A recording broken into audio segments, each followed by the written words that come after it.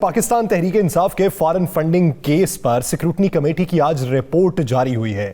اس report کے مطابق 26 کل اکاؤنٹس سے پاکستان تحریک انصاف کے جو اسٹیٹ بینک نے تفصیلات الیکشن کمیشن کو جمع کروائیں، لیکن ابتدائی طور پہ اطلاعات یہ آئیں کہ 75 اکاؤنٹس شو ہوئے، جس میں سے 63 اکاؤنٹس ابھی تک منظر عام پہ نہیں آئے، وہ مخفی رکھے گئے۔ 12 اکاؤنٹس کی تفصیلات جمع کروائی گئیں، لیکن پھر حقائق منظر عام پہ رفتہ رفتہ آتے رہے۔ جو ہی اس کا متن لوگ پڑھتے رہے، پھر حقائق بھی تبدیل ہوتے رہے۔ اب 26 اکاؤنٹس میں سے اگر دیکھا جائے تو پاکستان تحریک انصاف یہ سمجھتی ہے کہ 8 اکاؤنٹس ہمارے آفیشیل ہیں جو ابھی تک فعال ہیں، جبکہ دیگر اکاؤنٹس میں 8 اکاؤنٹس ایسے ہیں جو غیر فعال ہیں، اور دیگر جو اکاؤنٹس ہیں وہ ہمارے مین اکاؤنٹس نہیں ہیں بلکہ وہ ذیلی اکاؤنٹس ہیں، اور ان کے جو تفصیلات ہیں وہ منظر عام پہ اس لیے نہیں لائی جا سکیں کہ وہ ذیلی طور پہ استعمال ہوتے رہیں اور آپریٹ ہوتے رہیں۔ لیکن اس کے بعد کچھ شواہد منظر عام پہ یہ آئے کہ ناقابل تردید ثبوت ثابت نہیں ہو سکے کوئی بھی درخواست گزار کی جانب سے جو فراہم کیے گئے تھے، اور اب اس کو عدالت میں پیش نہیں کیا جا سکتا۔ یہ تو تھی پاکستان تحریک انصاف کی بات۔ اب پاکستان مسلم لیگ نون اور پاکستان پیپلز پارٹی کا کیا بنے گا، اسی سے بات کا آغاز کرتے ہیں۔ رانا صاحب کی طرف بڑھتے ہیں۔ رانا صاحب، سکروٹنی کمیٹی کی رپورٹ کا احاطہ کیا کریں گے آپ؟ بسم اللہ الرحمن الرحیم۔ الصلاۃ والسلام علیک یا سیدی یا رسول اللہ، الصلاۃ والسلام علیک یا سیدی یا حبیب اللہ۔ یا سر صبح سے سن رہے ہیں، تھک گئے ہیں سن کے تجزیے، سیاسی جماعتوں کے رہنماؤں کے ٹویٹ۔ محترمہ نے تو یہاں تک کہہ دیا کہ اب اس حکومت کا بچنا ممکن ہی نہیں ہے۔ مختلف لوگوں نے مختلف چیزیں کہنا شروع کر دیا۔ حسن اقبال کی پریس کانفرنس بھی آپ نے سنی الیکشن کمیشن کے بعد، ایس اے بابر کی بھی سنی۔ یا سر میں آپ کو وہ خبر دیتا ہوں جو چند دن بعد آپ کو ثابت ہو جائے گی۔ اس حمام میں سب ننگے ہیں، وہ ایک مثال ہے نا، اس حمام میں سب ننگے ہیں۔ ایک چیز ذہن میں رکھیے گا، آنے والے 8 سے 9 دنوں میں پیپلز پارٹی، مسلم لیگ نون اور دیگر جماعتوں کے بھی اکاؤنٹس کی تفصیل آ جائے گی۔ ان میں سے بہت سے اکاؤنٹس ایسے ہوں گے جو الیکشن کمیشن کے پاس انہوں نے اپنے ریکارڈ میں یا اپنے جو پرفارمر ہے اس پہ دیے ہی نہیں ہوں گے۔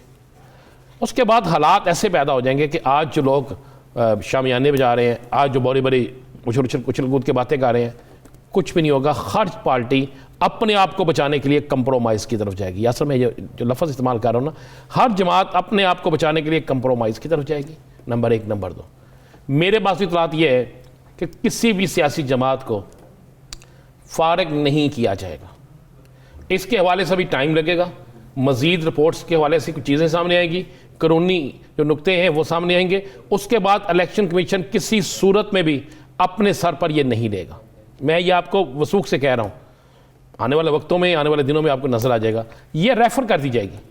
اور جب یہ ریفر کر دی جاتی ہے تو اس میں اس کے بعد کسی جگہ یہ موجود نہیں ہے۔ قانون دان تو کچھ کہہ رہے تھے جناب نہلی ہو جائے گی، فلاں ہو جائے گا، ایسا نہیں ہے، بالکل نہیں ہوگی۔ میری الیکشن کمیشن کے کسی ذمہ دار شخص سے بات ہوئی، انہوں نے کہا جی الیکشن کمیشن جو ہے وہ کس طریقے سے ان کو غیر فعال کر سکتا ہے، کس طریقے سے وہ انہیں فعال کرتا ہے، ایسا نہیں ہوگا۔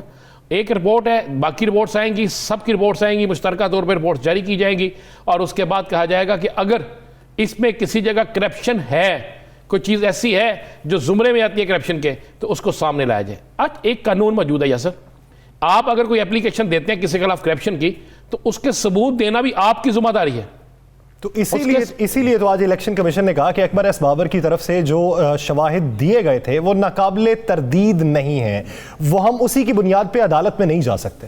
جی میں وہی عرض کر رہا ہوں کہ یہ سب جو ہے شور مچا ہے، شور مچے گا، بہت سی چیزوں سے توجہ ہٹ گئی ہے۔ آج کا ایشو یہی تھا، یہ ایشو تھا، یہاں پرویز رشید اور مریم صاحب کی آڈیو جو لیک ہوئی ہے، جو یہ وہ ایشو تھا، اس کے علاوہ تو کوئی ایشو نہیں تھا۔ اور یہ 2 4 6 10 دن 15 دن یہی ایشو چلے گا، اس کے بعد کسی سیاسی جماعت کے خلاف کوئی ایکشن نہیں ہوگا۔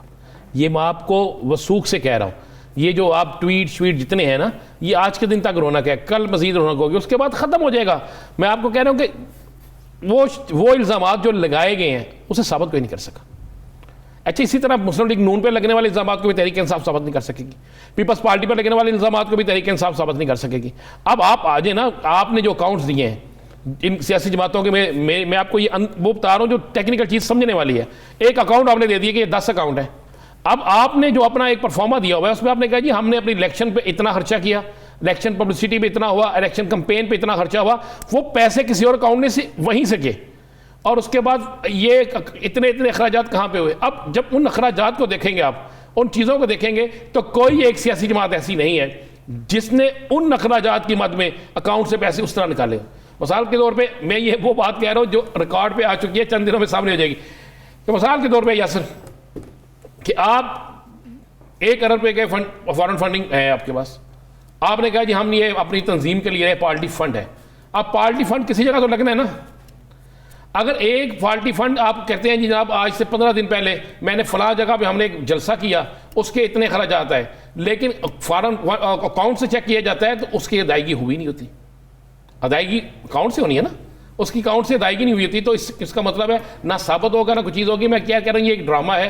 وہ کہتے ہیں نا مداری آیا, اس نے ڈگڈگی بجائی اور لوگ تماشا دیکھنے بیٹھ گئے. جب تماشا مکمل ہو جائے گا 2 3 4 دن لوگ ڈسکس کریں گے, بڑے کمال کا تماشا تھا, اس کے بعد بھول جائیں گے. یہ کچھ نہیں ہونے والا. اگر ہوگا تو پاکستان کی ایک بھی لیڈنگ جو سیاسی جماعتیں ہیں ان میں سے ایک بھی لیڈنگ سیاسی جماعت نہیں بچے گی. مجھے کوئی ایک سیاسی جماعت دکھائیے گا جو بچے گی. یہاں پہ تو مذہبی جماعتیں میری بچیں گی. میں کہہ رہا ہوں تو آپ کو نہیں پتا, مولانا فضل الرحمان صاحب کی فنڈنگ کا ایک ہمارے ہی پروگرام میں بندے نے دیا تھا, پھر کہاں سے کس کو کیا ملا. یار کس کو نہیں پتا کہ سیاسی جماعتوں کے ساتھ مذہبی جماعتوں کو کہاں سے کون فنڈنگ کرتا ہے, اور اس فنڈنگ کے کیا ثبوت ہیں, وہ فنڈنگ کہاں سے آتی ہے. فارن فنڈنگ بہت زیادہ ہے ہر سیاسی جماعت کی, میں کہہ رہا ہوں ایک کی نہیں. اس لیے اس معاملے کو آپ دیکھیں گے آہستہ آہستہ دب جائے گا. اور یہ معاملہ صرف ایک, میں یہ کہہ سکتا ہوں, یہ شاید یہ معاملہ صرف کسی کے پاس بطور ہتھیار رہ جائے کہ اگر کسی کو دبانا ہو تو یہ کہا جائے کہ اس معاملے کو ہم اٹھا سکتے ہیں. آپ میرا اشارہ سمجھ گئے ہیں, میں جو کہنا چاہتا ہوں یہ ہو سکتا ہے, اس کے علاوہ کچھ نہیں ہے. یا سر کچھ بھی نہیں ہے, ایسے ہی ہم سارا دن رات اس پہ کہہ رہے ہیں. میں آپ کو گارنٹی سے کہہ رہا ہوں کہ فارن فنڈنگ کیس میں اتنا ہی کچھ ہونا تھا جو ہو گیا. اگر آپ وہ عدالت میں نہیں جا سکتے الیکشن کمیشن, تو پھر کیا بنے گا؟ کیا تحریک انصاف نااہل ہو جائے گی؟ کیا جماعت ختم ہو جائے گی؟ نہیں. اسی طرح انہوں نے کچھ اکاؤنٹس جو ہیں مسلم لیگ نون کے نکالے ہیں کہ یہاں پہ ان کا تو ذکر ہی نہیں ہے, وہ بھی کچھ نہیں ہوگا. پیپلز پارٹی کا اس کا بھی کچھ نہیں ہوگا. تو یہ ساری چیزیں جو ہے نا صرف عوام کی توجہ ہٹانے کے لیے اور ہر روز کے ایک نئے ایشو کو سامنے لانے کے لیے ہے. سر یہ میں آپ کو آج کے پروگرام میں یہ بریک کر رہا ہوں کہ کسی جماعت کے خلاف کوئی کارروائی نہیں ہوگی, یہ فیصلہ ہو چکا ہے. یعنی فارن فنڈنگ کا نقطہ جو ہے بطور ہتھیار ہاتھ میں رہے گا کسی کے, جب ضرورت پڑے گی اسے آزما بھی لیا جائے گا. کیانی صاحب, اگر آج فارن فنڈنگ کیس میں اسکروٹنی کمیٹی کی رپورٹ کو دیکھا جائے تو 26 اکاؤنٹ ٹوٹل تھے. 31 کروڑ کی اب باتیں ہو رہی ہیں کہ 31 کروڑ کا آپ اس کا آنا اور اس کی رسیدیں آپ ثابت نہیں کر سکے.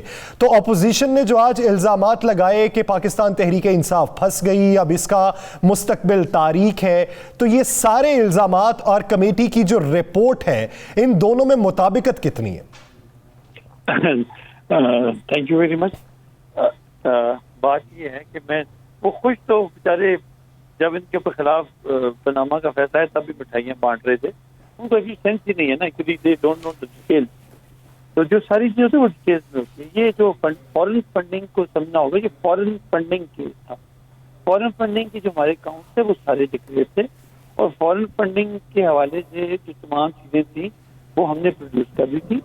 جو باقی آج آپ پریس کانفرنس بھی کی فواد چودھری نے, وہ بڑی سمپل تھی کہ وہ لوکل اکاؤنٹ جو آپ کے جو سینٹرل اکاؤنٹ تھا اس کے علاوہ جو لوکل اکاؤنٹ تھے جہاں سے سینٹر میں ہم اپنے آفیسز کو مطلب پیسے دیتے تھے, جو پشاور کا ہو گیا یا لاہور کا ہو گیا, جو ایک اسٹرکچر ہوتا ہے اس میں فارن فنڈنگ کا کوئی تعلق نہیں ان اکاؤنٹ سے, اور نہ کہ وہ اتنے اکاؤنٹ ہیں جو کہ انہوں نے لکھ دیا. یہ از جسٹ لائک اے پیرا جو آتا ہے, اس پہ ڈبیٹ ہوتی ہے, ڈسکشن ہوتی ہے, انہوں نے وہ سارا اٹھا کے اس میں ڈالا ہے. لیکن دیٹس جسٹ اے رپورٹ, اس کی ابھی تو scrutiny actually in the sense جب وہ آئے گا, جب آپ الیکشن کمیشن جب اس کو ریڈ کرے گا اس کو سمجھ آئے گی کہ یہ ان کا فارن فنڈنگ سے کوئی تعلق نہیں. اور سیکنڈ, یہ جو پیسہ انہوں نے ڈبل کاؤنٹنگ اس طرح کی ہے کہ جو فارن فنڈنگ سے پیسہ آیا تھا جو ہمیں ہمارے اکاؤنٹس میں آیا تھا, جو ہمارے فارن اکاؤنٹس تھے, مطلب تھے پاکستانی فارن فنڈ آتے تھے, تو ان کو سے ہم جو پیسے بیچتے تھے دوسرے اکاؤنٹس میں, جو لیٹ سے کہ